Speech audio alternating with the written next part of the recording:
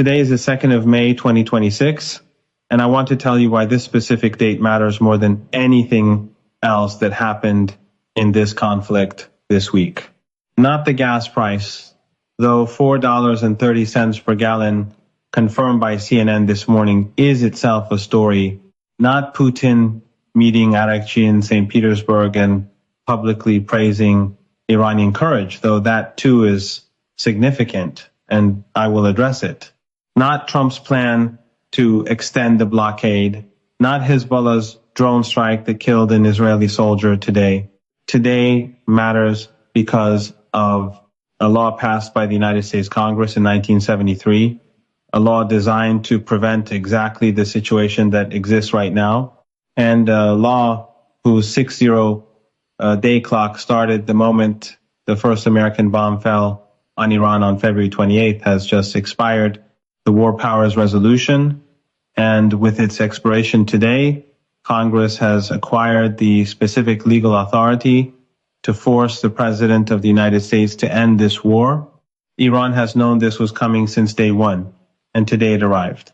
What the War Powers Resolution actually gives Congress today, let me be precise because I think the next few hours of coverage will be imprecise about what the law actually says and what it actually enables.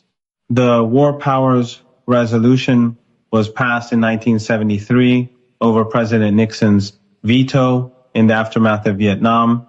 Its core provision, Section 5B, states that when the president introduces forces into hostilities without a formal declaration of war or specific congressional authorization, those forces must be withdrawn within 60 days unless Congress acts to authorize engagement. Today is day 62 from February 28th. The 60-day window has closed. What this gives Congress is a specific mechanism, a concurrent resolution not subject to presidential veto that can direct the president to remove American forces from the conflict. A concurrent resolution requires a majority in both chambers. It does not need the president's signature. It cannot be vetoed. Now, let me address the Trump administration's response directly. Defense Secretary Hegseth told Congress today that the war powers clock does not apply because the ceasefire of April 8th means American forces are not actively engaged in hostilities. This argument has a legal weakness so large that any first-year law student would identify it. The blockade did not end with the ceasefire. American warships are still boarding Iranian vessels. American naval assets are actively preventing Iranian ships from accessing Iranian ports. American forces still have shoot-to-kill orders for mine-laying boats. The question of whether an active naval blockade with live fire orders constitutes hostilities is not resolved by pointing to a ceasefire paper. It is a question Congress can now force the courts to answer, and the administration knows it. Why Iran has been counting this clock since February 28th. This is the dimension of today's deadline that I think the Western coverage is missing almost entirely. Iran did not enter this conflict without understanding American constitutional law. Iranian diplomats have studied in the United States. Iranian lawyers understand the War Powers Resolution. Iranian strategic planners have been tracking its application to every American military deployment since 1973, and they understood the moment the first American bomb fell on February 28th that the president had 60 days before Congress acquired this specific legal instrument. This is why Iran's diplomatic strategy has been sequenced the way it has.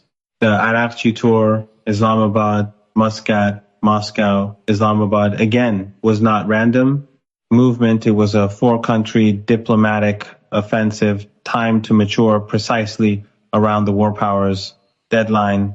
The stage framework proposal, Hormuz restrictions lifted by both sides, nuclear question deferred, was submitted through Pakistani mediators precisely as the deadline approached. The improved offer that Trump described as much better arrived within 10 minutes of his Truth Social cancellation. Iran has been managing two parallel tracks simultaneously for 62 days. The military track, the IRGC, maintaining operational control of Hormuz, seizing ships, laying mines, and the diplomatic track, Arakchi, building the international architecture for a settlement through Pakistan, Oman, Moscow, and now the war powers deadline that changes the domestic American political cost of continuing. Today, the diplomatic track gained a new instrument, and Iran knew was coming. Putin praised Iran's courage today. Here is why that matters specifically. On the same day the war powers deadline hits, Putin met Arakchi in St. Petersburg and publicly praised Iranian courage. I want to explain why the timing of this specific meeting matters. Russia did not choose May 1st for Arakchi's Moscow visit accidentally. Putin's public praise for Iranian courage on the day the war powers clock expires, 2 weeks before Trump flies to Beijing, is a diplomatic signal directed at multiple audiences simultaneously. To Iran's domestic audience, Russia stands with Iran on the most legally consequential day of the conflict. The supreme leader's legitimacy, which depends in part on the narrative that Iran is not isolated in resisting American pressure, is reinforced by Putin's public statement. To America's congressional audience, the party that holds the uranium custodianship offer, the solution to the deal's most technically difficult problem, is publicly aligned with Iran on the day Congress acquires the power to end the war. Any congressional resolution to force the war's end will be negotiated in a context where Russia is visibly supportive of Iran's position. To Beijing specifically, Trump flies to meet Xi on May 14th and 15th, 13 days from today. Putin's praise for Iran on the war powers deadline day is a message to Xi. Russia and China have been comparing notes since Arakchi's St. Petersburg meeting when Trump arrives in Beijing. Xi will have been briefed by Putin on Iran's full position. The war powers deadline is part of that briefing. The domestic American political costs of continuing now, augmented by Congress's new legal authorities, is part of that briefing. Putin did not choose today accidentally. Nothing in this diplomatic environment happens accidentally. The convergence of deadlines that America is now managing. I want to explain why May 1st is the most consequential single day in this conflict's diplomatic arc, because 3 separate deadlines are now converging simultaneously, and their convergence creates a pressure that America has not faced at any previous point in the last 62 days. The first is the war powers deadline. Congress now has the ability to act. Whether it chooses to do so is an entirely different matter, and there is no certainty in predicting congressional behavior. But the critical point is that the instrument now exists, and its mere availability alters the domestic political calculus in the United States. It introduces a new layer of legal and political cost to any decision to continue the current course. Even without immediate action, the presence of this mechanism changes how policymakers, markets, and international actors interpret Washington's next moves. At the same time, a second pressure point is rapidly approaching. The Beijing summit, scheduled for May 14th and 15th, now less than 2 weeks away. When Donald Trump sits across from Xi Jinping, he will do so under the shadow of multiple domestic and international constraints. He will arrive carrying a war powers issue at home, rising fuel prices hovering around $4.30 per gallon that are feeding directly into inflation and public dissatisfaction, and a contested military posture that even his own defense officials are struggling to justify within existing legal frameworks. Xi will not be unaware of any of this.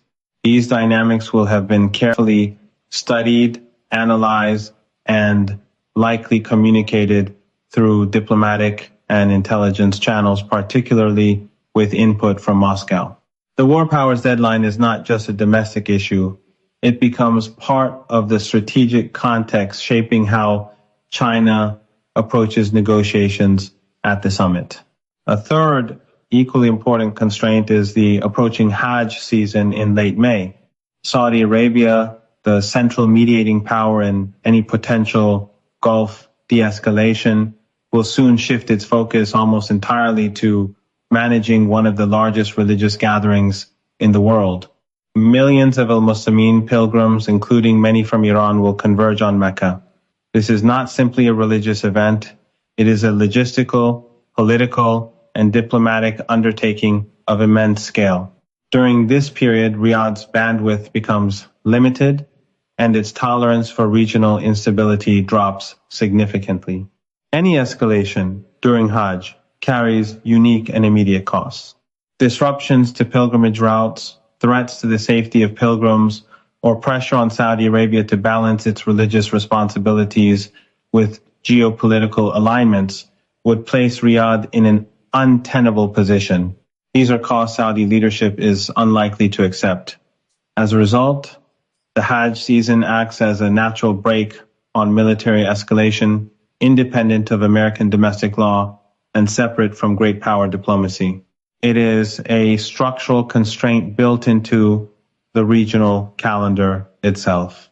Taken together, these three timelines create a narrow and increasingly compressed window for diplomacy.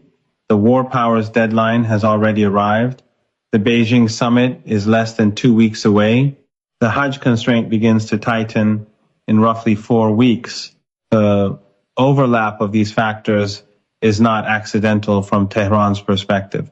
Iran has long demonstrated an ability to think in terms of timing, sequencing, and pressure points. The current convergence suggests a deliberate strategy designed to force decisions within a constrained time frame. This raises an immediate question. What should observers watch in the coming days? The next 72 hours in particular may prove unusually revealing. First, pay close attention to Congress. The introduction of even a single resolution invoking war powers authority, whether it passes or not, creates a formal legal and political marker. It forces the administration to respond, and that response begins shaping the broader narrative. Silence or hesitation from Congress carries its own meaning just as much as action does. Second, watch the oil markets. Fuel prices are not just an economic indicator, they are a real-time signal of how traders assess geopolitical risk and political constraints. If oil prices begin to fall, it may indicate that markets believe the war powers deadline is exerting genuine pressure toward de-escalation or negotiation. If prices hold steady or rise, it suggests the opposite, that markets expect the administration to navigate around these constraints and continue its current trajectory. Third, monitor signals coming out of Beijing in advance of the summit. If China begins to reference American domestic legal debates, particularly something as specific as war powers, it would indicate that this issue has been elevated into a tool of diplomatic leverage. That would mean the deadline is no longer just an internal American matter, but part of the broader strategic dialogue shaping global negotiations. All of this is unfolding against a clear timeline. The war powers clock has already expired. The Beijing summit is imminent. The Hajj season is approaching. Each day that passes without a diplomatic breakthrough increases the pressure created by their overlap. This is not simply a sequence of events, it is a convergence, and one that appears to have been anticipated well in advance. The key question now is whether Washington fully recognizes the implications of this compressed timeline. When Trump departs for Beijing, his posture on the war powers issue will be especially telling.